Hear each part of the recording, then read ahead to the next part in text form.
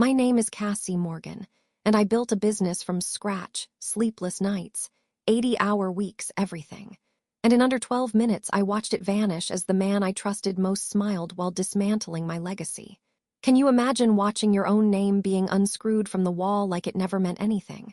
Where are you watching from right now? Drop your city or country in the comments. Let's see how far this story reaches. And if you've ever been blindsided by someone you trusted, stay with me. You'll want to hear how this ends. The air in that boardroom was so cold, you could almost hear the frost. Manhattan skyscrapers glittered beyond the glass walls, indifferent to the wreckage happening inside. I stood frozen as a man in a gray jumpsuit. Someone from maintenance, I guess, unscrewed the brass nameplate that had hung beside the door for 5 years. Cassie Morgan, co-founder, Hearth and Vine. Each turn of the screwdriver echoed louder than the last. And I just stood there, my hands clasped so tightly they ached. Derek Chandler was leaning back in the leather chair that used to be mine. His smirk was pure poison. He had just signed the final takeover documents I hadn't even been allowed to read in full before the vote. His voice sliced through the silence like a box cutter. "You really should have watched the books, Cass." My throat closed up. I didn't respond. I couldn't. Not in front of the board. Not while their pity coated the room like cheap perfume. He spun my favorite Mont Blanc pen between his fingers. My pen, a gift from our first investor. He never cared about the sentiment, only the symbols. "Funny," he added, glancing at the chrome clock behind me. "It's not even noon and I already own your half. What are your plans for lunch?" Laughter. Quiet, controlled. But I heard it. Board members pretending to cough behind cupped hands. Janet from legal looked down at her notepad like it might swallow her whole. Michael, who once toasted me at his daughter's wedding, wouldn't meet my eyes. My face burned. Not from embarrassment. No, it was deeper than that. It was humiliation marinated in betrayal. I thought about speaking, about screaming, about flipping that glossy mahogany table and telling them all what Derek really did, how he'd funneled money through a shell vendor to inflate expenses and quietly dilute my shares. But they already knew, or at least suspected. They just didn't care. The minute my equity dropped below 10%, I became expendable, the kind of founder they politely thank before shuffling out the back door. I took a breath so deep it scraped the bottom of my lungs. "Are you done?" I asked the maintenance guy quietly. He hesitated, gave a small nod, and took the plate with him like it was a trophy. I turned without a word. My heels clicked down the long hallway past the glass offices and fake smiles. No one stopped me. Not even Danny, the receptionist I used to bring coffee every Monday morning. When the elevator doors finally slid shut, I caught my reflection in the mirrored panel. My lipstick was perfect. My eyes frozen. That was the moment it hit me. I had nothing. No company, no shares, no office, no team. And worst of all, no one waiting for me at home who would understand how much it all hurt. I didn't cry. Not there. Not in front of the security guard who nodded solemnly as I handed over my badge. Not even when I passed the Hearth and Vine holiday window I had helped design. A glowing fireplace display meant to symbolize homegrown warmth and leadership. What a joke. I made it 2 blocks before my knees buckled. I sat down on a stone planter outside a Chase bank and just stared at my hands. They looked like they belonged to someone else. I had worked so hard for those hands to mean something. But in the end, all it took was a signature from the wrong man to erase me. By the time my train rolled into Cleveland, my suitcase wheels were chipped from dragging them through subway grime, and my coat still smelled faintly like New York rain. The house on Aberdeen Lane hadn't changed. White shutters, cracked driveway, same faded blue mailbox I painted in 10th grade. But as I stood on the porch, I didn't feel like I was coming home. I felt like a stranger about to knock on some sweet elderly couple's door and ask for directions. My mother answered with a wide smile that didn't quite reach her eyes. "Cassie," she said, drawing me in for a hug that was all shoulder and no squeeze. "You look tired," which was mom code for "you look like you've been crying for 3 states straight." Dad was quieter as usual. He patted my back awkwardly, then offered to carry my bag upstairs. I followed him up the same steps I used to race down every Christmas morning. Only this time I moved like I was being led to my sentencing. They'd set up the guest room for me, Monica's old room, actually. Mine had long ago become some hybrid storage library Peloton chamber. The bed was made with floral sheets and a throw pillow that said family, where life begins. I stared at it like it might explode. Dinner was roast beef, overcooked potatoes, and the kind of silence that clings to your skin. So, Monica said, finally slicing into the roast with surgical flair, New York didn't work out.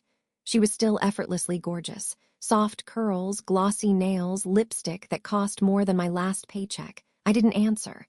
Mom shifted in her seat. Your father and I were shocked when you called. We thought everything was going so well. It was, I said quietly, cutting into a potato so aggressively it skidded across my plate. Until it wasn't. Well, Monica said, spearing a green bean like it owed her money. I guess you'll have to cook for a living now. That's all you were really good at anyway. I froze. She didn't laugh, not right away. She just looked at me with that smirk she'd worn since 8th grade when she spread a rumor I stuffed my bra for debate team photos. Mom chuckled softly, trying to play it off as harmless. Monica. What? She said, grinning now. Cassie always made the best cookies in high school. Remember when you sold those little gingerbread people at the Christmas market? I was 15, I said flatly. Dad cleared his throat, buttering a roll like it was the most pressing issue in the room. I set my fork down and looked straight at Monica. Actually, I built a multi-million-dollar hospitality brand before I turned 35. So no, I'm not just good at cookies. Monica blinked. Mom sighed. Girls, let's not do this. But it was already done. Because the truth was, Monica didn't have to try to humiliate me. She just had to speak. And in this house, that kind of cruelty always came wrapped in a bow of just teasing. I excused myself before dessert. No one stopped me.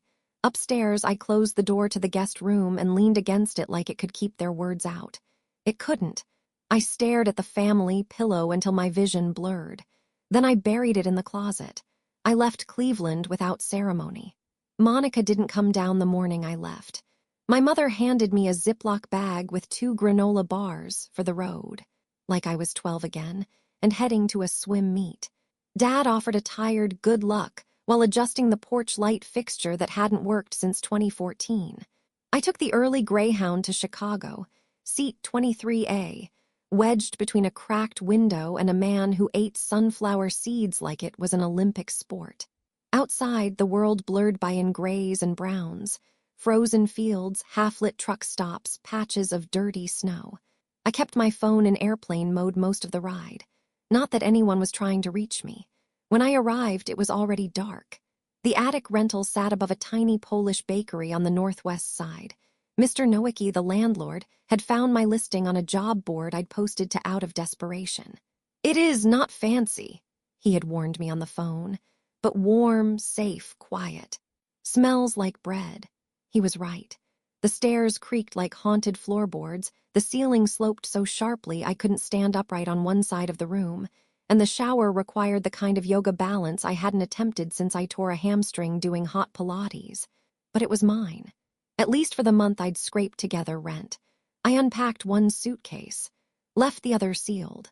Then I sat on the thin mattress and stared out the skylight at the city lights blinking through a thin curtain of sleet.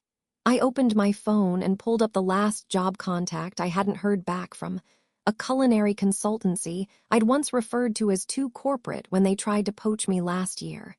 Hey Jessica, just checking in on my application. I'd love the chance to reconnect. The message hung there for a second before sending. Then the signal died. I stared at the message failed banner until it disappeared. Story of my life lately. That first week was nothing but sending resumes, refreshing inboxes, and microwaving dollar store ramen like it was gourmet. I had built hiring systems, for God's sake. I'd recruited for entire regional teams. Now I was crafting cover letters for sandwich shops and waiting 2 days to hear, thanks, but we've chosen to move forward with another candidate. I walked to every cafe, diner, and food truck within a 20-block radius. I printed my resume on off-white paper from a library printer that jammed every other page. I smiled until my face ached. Still, nothing. Sometimes I wandered past high-rise restaurants I used to compete against and watched their patrons dine behind glass like a museum exhibit of lives I couldn't access anymore. One night, I found myself whispering aloud as I watched neon signs ripple on the wet pavement. I used to be somebody. The words startled me. They sounded like they belonged to someone else, someone older maybe, someone defeated. But I wasn't defeated, just erased. There's a difference.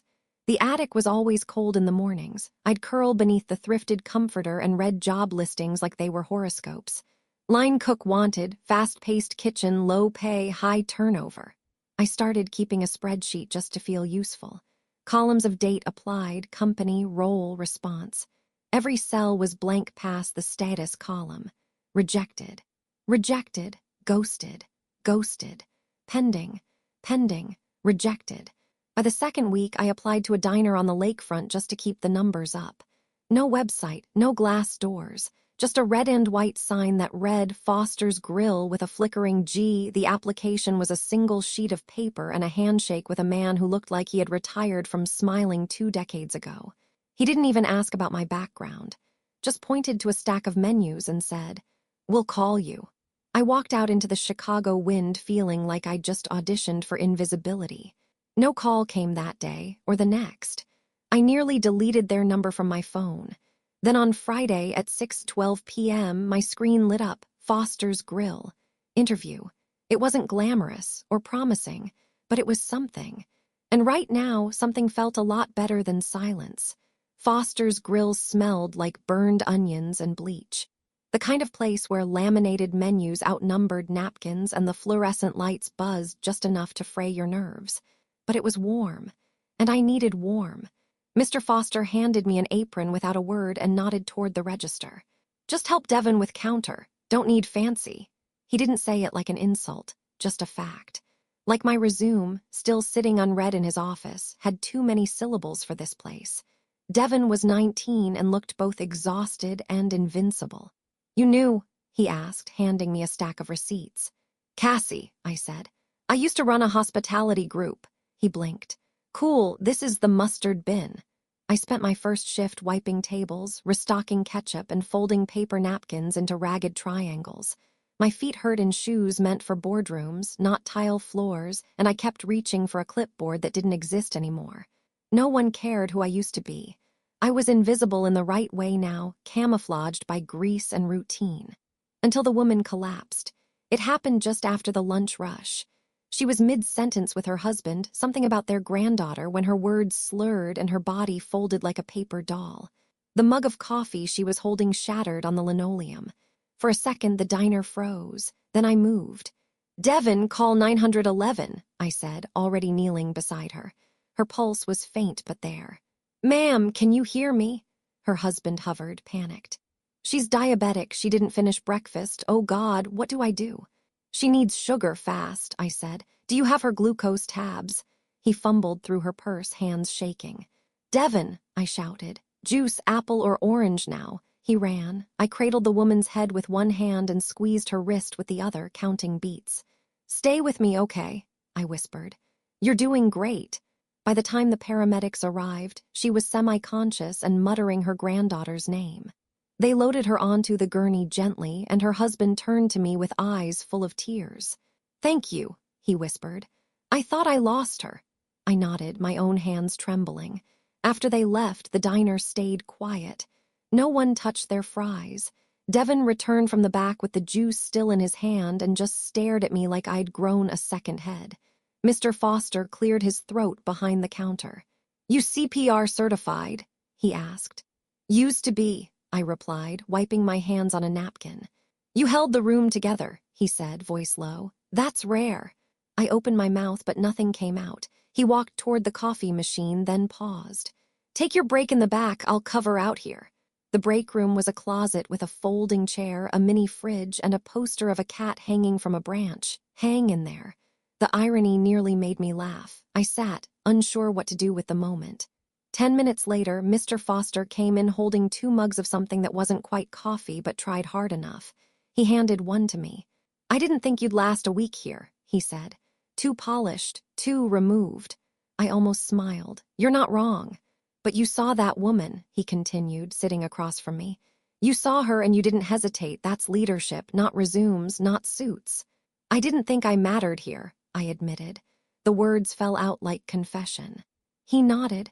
Start managing the closing shift next week if you want it. My fingers tightened around the mug. A week ago, I couldn't get a sandwich shop to email me back.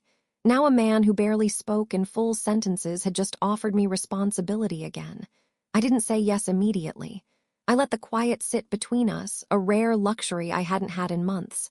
Thank you, I finally said. Mr. Foster just grunted, stood, and left me with my thoughts. In that cramped break room under flickering lights, I felt the first flicker of something I hadn't dared to hope for in weeks. Not a comeback, not yet, but maybe a place to start. I didn't take the supervisor shift because I needed the title. I took it because when Mr. Foster handed me the battered black binder labeled Operations, it felt like someone trusted me again. Like I was holding something fragile that wasn't mine, but could be if I proved myself. The first thing I did was open a spreadsheet. Old habits die hard. I mapped out the diner's food costs, inventory turns, and waste margins. It wasn't pretty. The place was bleeding money through mismatched suppliers and poor portion control. Mr. Foster was too proud to admit it, but I saw the tension in his knuckles every time he reviewed invoices. You sure you're not some kind of accountant?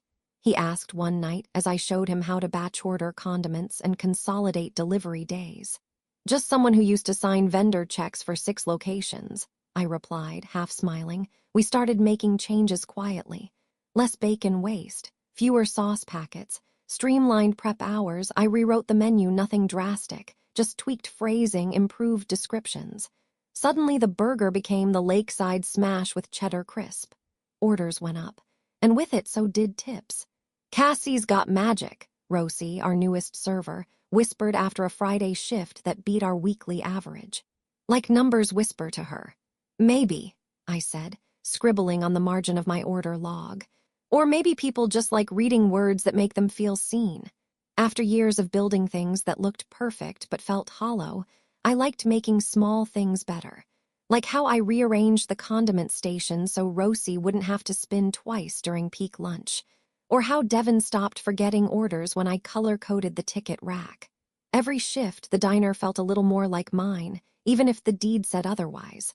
Mr. Foster noticed. He never said much, but he started handing me the keys for the morning open, trusting me to count the till, place orders, and handle the schedule board. You're making this place shine, he said one evening as he locked up behind us. I didn't know how to respond, because shine was a word I hadn't let myself feel in a long time. But maybe that's what was happening. Maybe I was shining again, just not the way I used to. Not through press coverage or investor meetings or being the name on the door, but through grease-stained spreadsheets and fry baskets cleaned after close. Through the way the staff laughed more now. Through Rosie's habit of singing along to the jukebox during cleanup, off-key but joyful. Through Devin asking me questions about food service school and what P&L actually meant. The hum of the diner began to change, not overnight, but slowly. Like a wound closing, cell by cell. I still didn't look at mirrors, not for long. But I caught my reflection in the pie case one night. Messy ponytail, tired eyes, flour on my collar, and I didn't flinch. That felt like progress.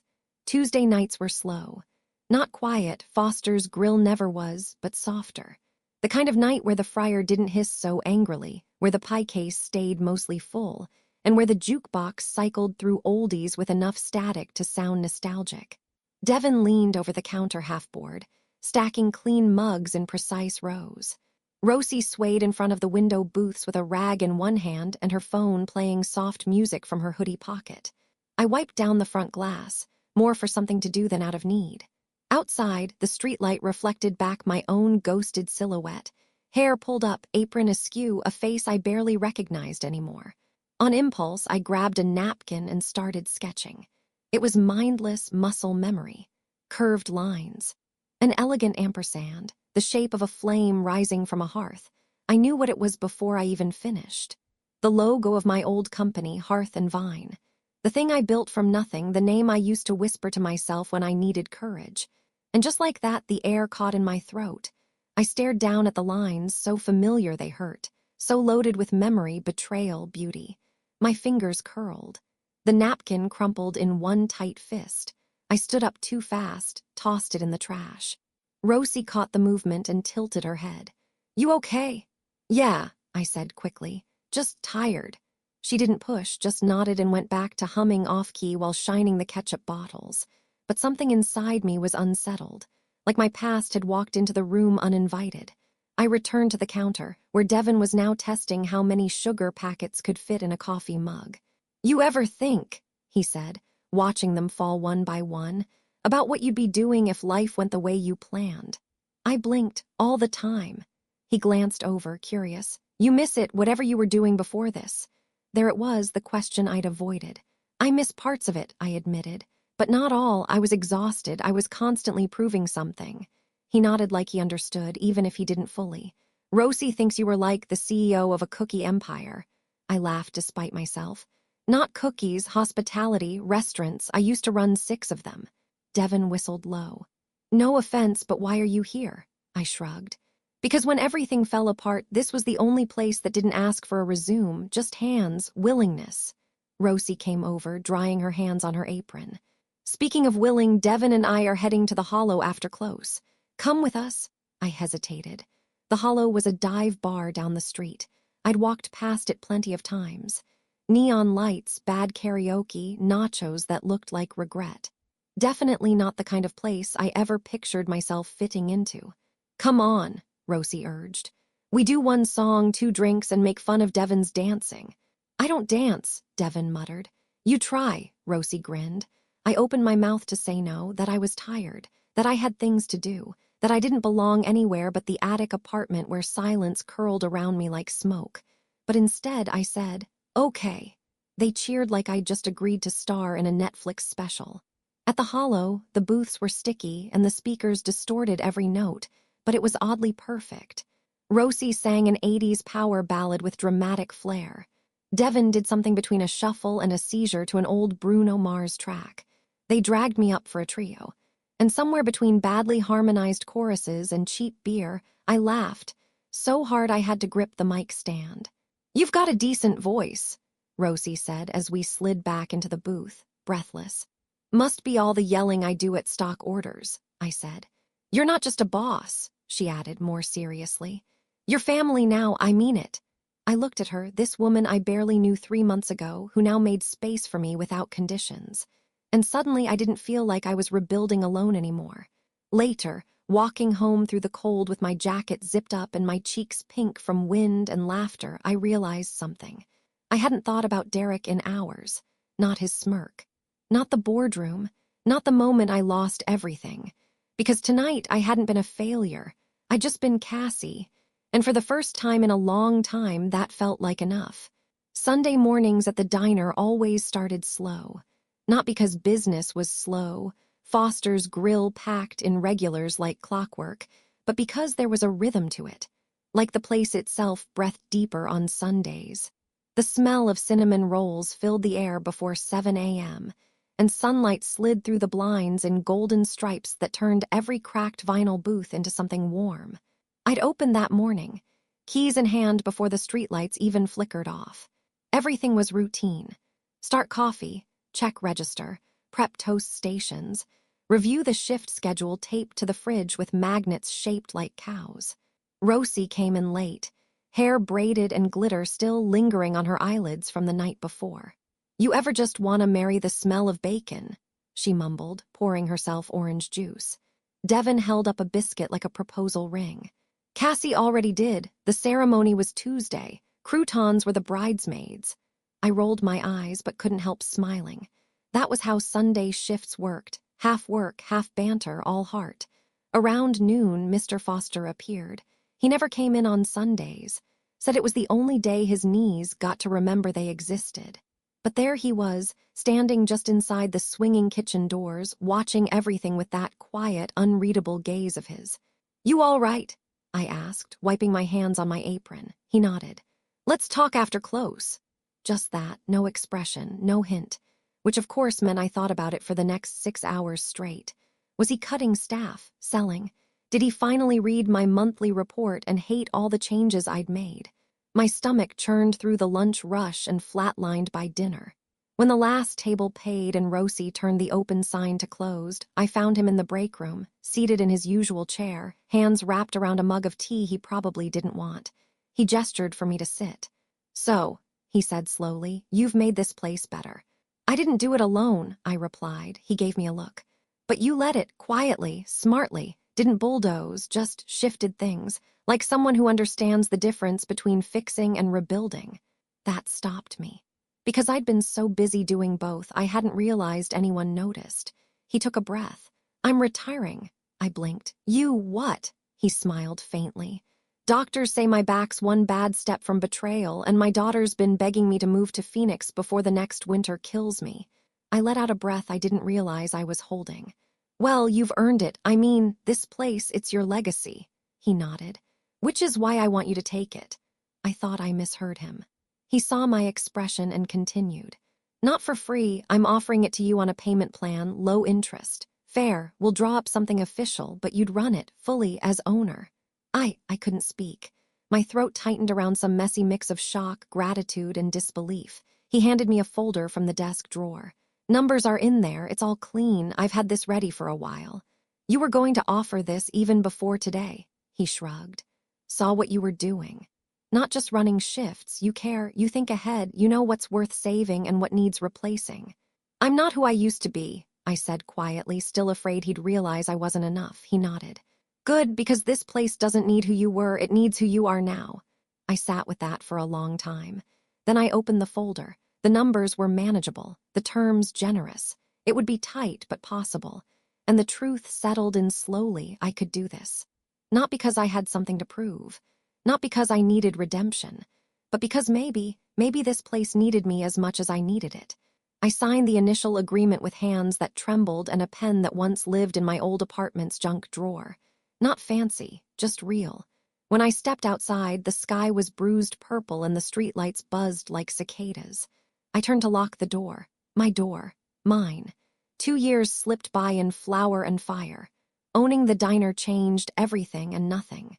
I still woke before sunrise, still scrubbed ovens, still filled ketchup bottles when we ran low. But now when the register jammed, I didn't call someone, I fixed it. When a customer complained about the hash, I didn't apologize on behalf of someone else. I remade the plate myself, the way I believed it should taste. I renamed the place, Hearth Cafe. The new sign was warm terracotta with soft script letters that curved like smoke. I kept Foster's red-and-white tiles inside. As a tribute, a route. Word spread slowly, first through the neighborhood, then food blogs, then a lifestyle feature on local morning news. We didn't become famous. But we became known. Safe, consistent, beloved.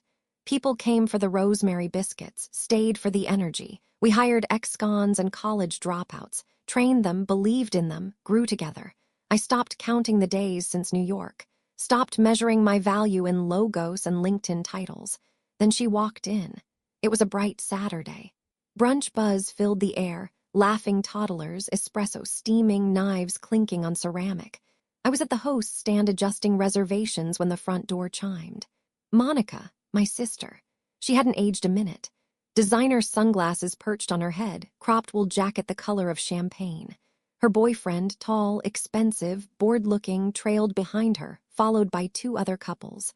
All glossy and groomed like an ad for a luxury detergent. They were laughing about something when she spotted me. Her mouth froze open, her eyes widened. And then slowly, like a cat unsheathing its claws, she smiled. "Oh my God," she said, loud enough for the entire entrance to hear. "You really are just a cook now." Silence dropped around us like a dish breaking. Rosie glanced up from behind the counter, frowning. Devin, midway through pouring iced tea, froze. Monica looked around theatrically. "This is your place, seriously. I thought you were, I don't know, still in some startup maybe, not flipping omelets."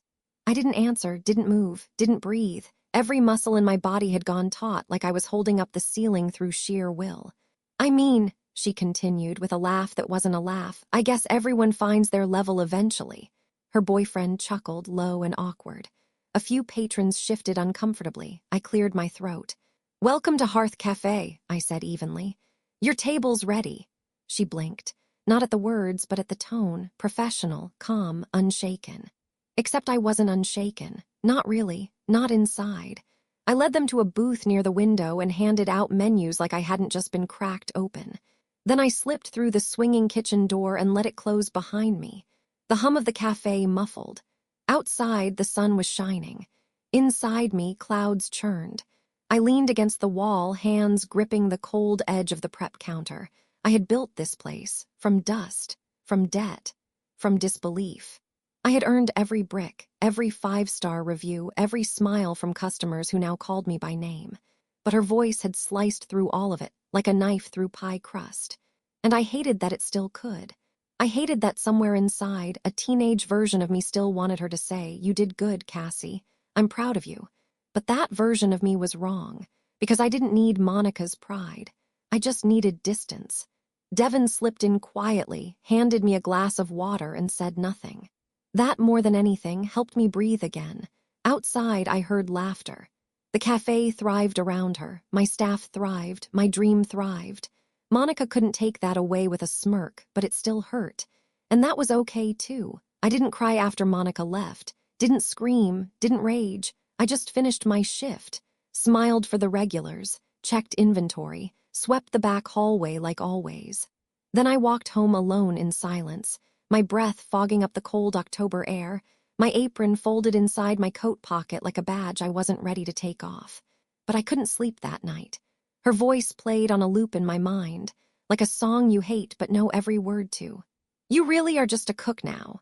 I could still see the glint in her eyes, the exact tilt of her head when she said it, like she'd been waiting years to step on that stage and deliver her line. By morning, my chest ached with something I couldn't name. I put on boots, wrapped a scarf around my neck, and walked without a destination. Chicago in October is something sacred. Amber leaves crunching underfoot, wind that nips at your skin but not your bones, and skies the color of old denim. The park near Lincoln Avenue was mostly empty. Just a few joggers, a dad pushing a stroller, and me wandering. I sat on a bench near the edge of the trail, surrounded by flame-colored trees and the sound of distant laughter. And I let myself remember. Not just Monica, all of it. The boardroom, the one that used to be mine, so sterile and final the day I lost everything. Derek's voice as he signed the takeover. "You really should have watched the books, Cass." The pitying glances.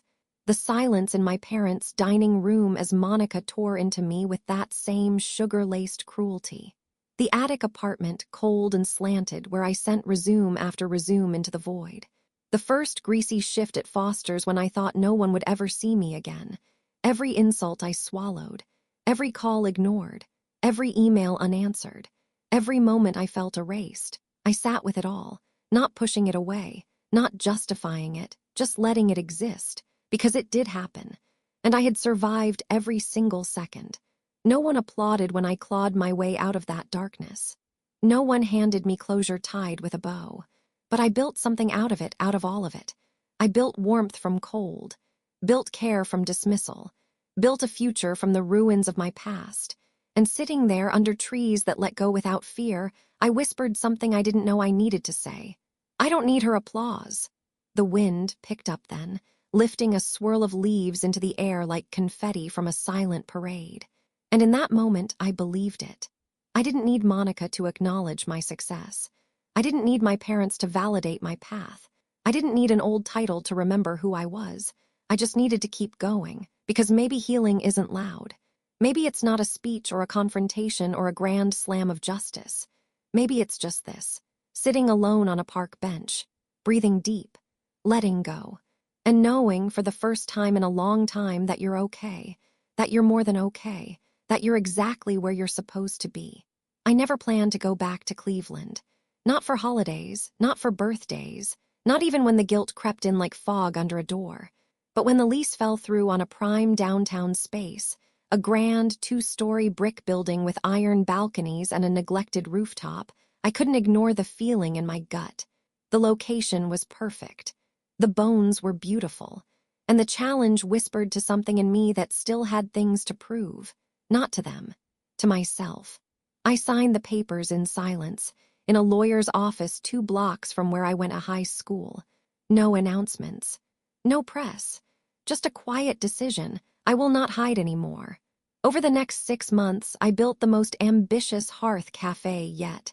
We restored the chandeliers from the original 1920s ballroom, installed floor-to-ceiling windows overlooking the city, turned the rooftop into a garden lit with strings of amber bulbs and filled with planters of thyme, basil, and cascading cherry tomatoes. Every element was intentional, warm, welcoming, unapologetically mine. I staffed it with people who understood what it meant to start over. A single dad rebuilding after losing custody. A young woman in recovery. A middle-aged sous chef passed over for promotion too many times. Together, we crafted something luminous. And we opened with quiet dignity. No press release, no family email chain. Just word of mouth, soft Instagram posts, and one discreet event partnership with a boutique planner who hosted upscale gatherings. That's how Monica booked it. She didn't know it was mine. She saw pictures on an event planner's site, loved the idea of a rustic modern brunch aesthetic for her birthday party, and signed the contract without looking too closely at the ownership section. I didn't interfere, didn't reach out, didn't breathe a word, but I was there the night of the party, in the kitchen, hair tied back, apron crisp, a clipboard in hand like armor. Rosie flew in from Chicago to help me run the event. "You sure you're ready for this?" she asked as we set out lavender-glazed donuts and hand-poured citrus spritz. "Ready enough," I said. "It's not about her, it's about the space, the work, the roots I planted here." And then the door opened. Laughter, heels on tile. The unmistakable cadence of Monica's voice. I didn't turn around, just listened. "Wow," she said, somewhere near the lobby. "This place is stunning. What was this before?" "An old ballroom," the planner replied. "The new owner really brought it to life." She strolled through the foyer, probably snapping Instagram stories, her boyfriend behind her, friends in tow. Then silence. I stepped just past the kitchen doors in time to see her stop mid-stride. Her eyes were locked on the founder's wall. An elegant brass frame holding a sepia portrait of me, taken by a food blogger during our second week. Below it, Cassie Marshall, owner plus chef. The color drained from her face. She didn't speak, didn't blink. Around her, guests murmured, reading the plaque, glancing from the wall to her to me. Someone whispered, "Wait, is that your sister?" I stepped forward, wiping my hands on a cloth napkin. "Welcome to Hearth Cafe," I said, steady and warm. "We're honored to host your special day." Her lips parted like she might say something sharp, but nothing came out. She stood there, silent, surrounded by people waiting to see how she'd react. I didn't gloat, didn't smirk. Didn't offer her the apology she'd always expected me to deliver someday, crawling. Instead, I nodded once. Then I turned and disappeared into the kitchen. Rosie handed me a plate of berry tarts. "She looks like she saw a ghost," she whispered. "No," I said quietly, sliding the tray onto a platter. "She saw someone she buried." Monica didn't stay for the cake. She made it halfway through the arugula flatbreads and blood orange mimosas before her jaw clenched and her heels clicked back toward the exit. I didn't follow, didn't call out, didn't even pause. Instead, I oversaw the rest of the brunch with calm grace, floating between guests like I'd never once stood outside my parents' house crying on the steps. Because that Cassie, the desperate one, was gone. After the last flute was rinsed and the floral arch was dismantled, Rosie and I locked the doors and stood in the quiet glow of the chandeliers. "That was dignified murder," she said, stretching. "If I ever need to destroy someone with elegance, I'm calling you." I just smiled. "It wasn't about revenge." She raised an eyebrow. "Then what was it?" "Proof," I said, "for myself that I could come back here and not shatter." She nodded but didn't press. Rosie knew when not to dig. But my phone lit up as soon as she walked into the back to count linens. Family group chat. "The hearth, really?" Then another. "You needed chandeliers to serve pancakes." Followed by the classic. "Thought you didn't believe in showing off, Cassie." And finally, a zinger from my mother herself. "How did you get the money for something like that?" As if dignity came with an itemized receipt. I stared at the screen. There it was. The sarcasm. The veiled contempt. The cheap attempt to shrink what I'd built down to something accidental. I typed nothing. Not a word, because silence, I've learned, is often louder than a retort. especially when it's the sound of a woman done explaining herself. They tried again over the next few days. Snide comments, backhanded praise. Monica posted a cryptic Instagram story. Some people never change, they just decorate the mask better. Rosie saw it and nearly threw her phone into Lake Michigan. But I didn't reply. Didn't flinch until the text came from Monica 2 weeks after the party. He left. He said he wasn't ready for a family. I'm pregnant. My breath caught. I need help just until I figure out next steps, maybe a loan or if you can recommend a good lawyer. The message sat there, blinking like a distress flare. Old instincts rose fast. Rush in, smooth over, take care of her even when she'd never once done the same for me. But I didn't respond immediately. I went to the kitchen, sat with a cup of lemon tea and watched frost curl along the edge of the window. Then I typed slowly. There's a line cook position open. Start Monday if you're serious. She replied, You can't be serious, I'm pregnant. I wrote back, Then I suggest you bring comfortable shoes and clear expectations. That was it. No scolding, no emotion, no rescue, just reality. She never responded. And the group chat fell dead silent. No one backed me. No one attacked me either. Just stillness, but it wasn't awkward silence. It was earned silence. The kind that grows when someone finally sets a boundary and doesn't flinch. For the first time, I didn't feel like the family's scapegoat or their cautionary tale. I just felt free. Later that night, Rosie poured 2 glasses of cider and raised hers toward me. To boundaries, she said. To evolution, I replied. We clinked glasses under the soft hum of pendant lights, me still standing, still shining. Not in spite of them, but without them. And that's what made all the difference. The next time I heard Monica's name was from a customer. A woman from the old neighborhood sliding her card across the counter as she eyed the framed print of our rooftop garden. You related to that Monica Marshall? She asked. I kept my expression neutral. Yes, she's my sister. She nodded. Shame what happened with the baby's father, but that little girl, she's a beauty. Got eyes like trouble and a giggle like church bells. Lives over near Buckthorn Lane now, I think. I didn't respond, just smiled politely and handed back her card. But when she left, I went into the office, closed the door, and sat down. Buckthorn Lane. I knew the area, modest houses, walkable streets, good for kids. The image of my niece floated uninvited into my mind.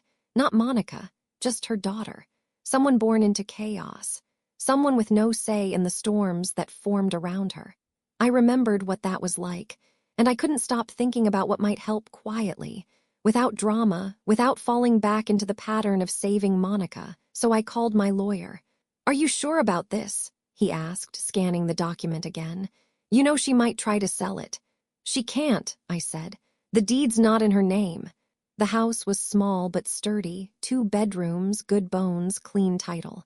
I'd paid in full with cafe profits and had it transferred into a trust under the child's name, with Monica listed only as guardian until her 18th birthday. The legal note was clear. For her future, not yours. No loopholes, no manipulation, no power plays, just a home. A real legal route for a child I'd probably never tuck in at night or teach to read, but still cared about deeply because she was mine in blood, if not in bond. The courier delivered the packet that Friday. Signed, sealed, and dropped at Monica's mailbox with a return confirmation slip. Then I waited. Not for thanks, not for conflict, just reaction. The family group chat stayed silent.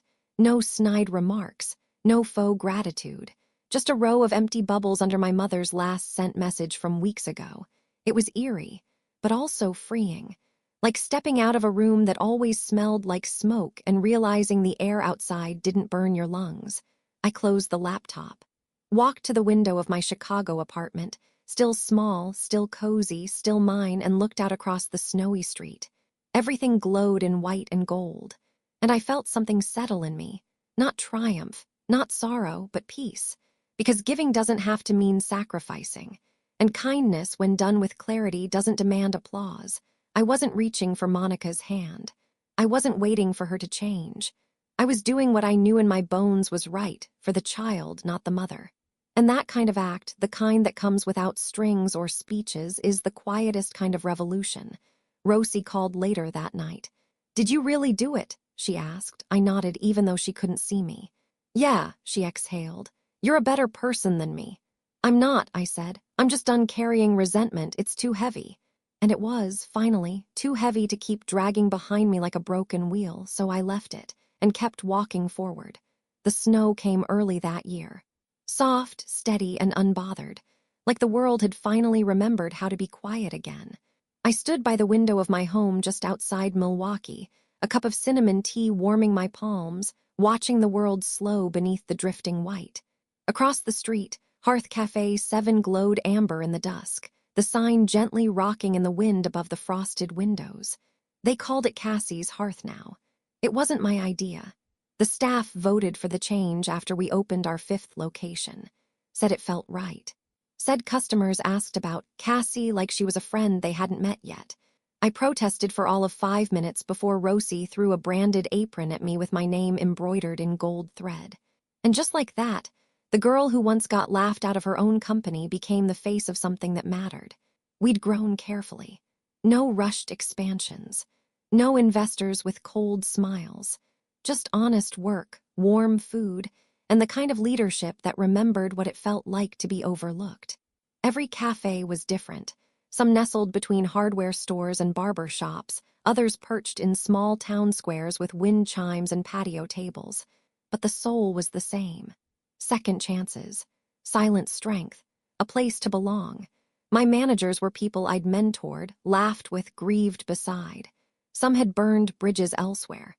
Some had never been given a chance to begin with. And now they were leading kitchens, balancing books, building futures. Sometimes I visited and they didn't even recognize me. I loved that. I didn't need to be the center anymore. Didn't need to prove I had survived. I just needed to watch it all bloom. Once a week, my niece came by the Milwaukee Cafe after school. She was 6 now, all elbows, questions, and wild curls that refused to be tamed. She didn't know I owned the building she played tag beside.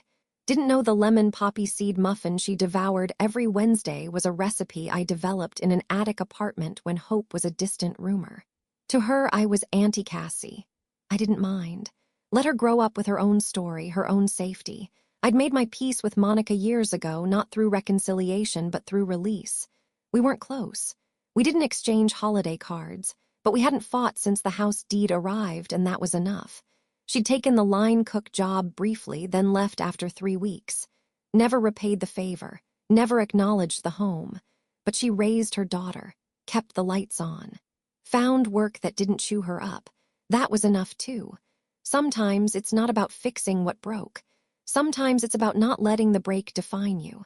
I looked out the window again, where a mother helped her child climb icy cafe steps, both bundled in wool and laughter.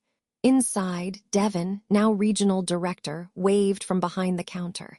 He saw me through the glass and gave a small salute.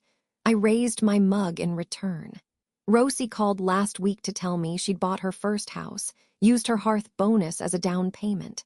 She was planting lavender in the front yard and naming the spare bedroom after me. "You're legend," she'd said. I told her I was tired. She told me legends are tired and still keep showing up. I smiled now, thinking of it. Outside, the sign swayed again in the wind. Cassie's Hearth. There was something poetic in the name. Something that sounded like a story and a safe place all at once. And that's all I'd ever wanted to build. Not revenge, not redemption, just a place I could be proud of. A place I could leave behind. I turned from the window, lit a small candle in the kitchen, and sat down at the counter with a cinnamon roll and a well-worn journal. On the last page, I wrote, "I built all this from what they tried to bury me under." And then I closed it. Peace, it turns out, tastes a lot like cinnamon bread and a locked front door. And this time, I was the one holding the key.